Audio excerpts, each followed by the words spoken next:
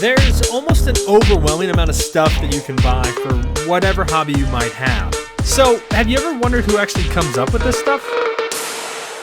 Well, at least for Lifetime Products, a USU student is helping to do just that. I am a product design researcher with the product development team. What that means is that Josie researches and looks for gaps in the market to design and develop new products for customers. Doing a lot of market analysis, I'm sometimes talking to users, doing prototype testing. She'll also look through reviews on current products to see what customers are saying about them, and then look for DIY solutions that people are coming up with to help solve any issues. Reddit, amazing. YouTube, amazing. Pinterest, love it. All of those applications are great just for learning how people are dealing with some of their pain points.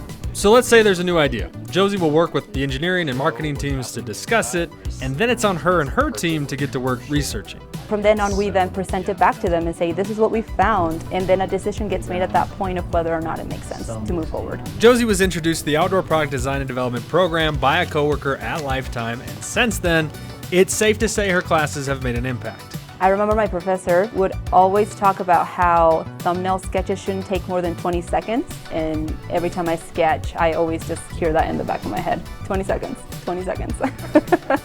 Now, other than a haunting memory of her professor, she does also credit the program with helping her in her job. Having the ability to go to one class to learn how to sketch and then right after go to another class to learn to analyze data, that is so very unique to me, and I really have loved that about the program.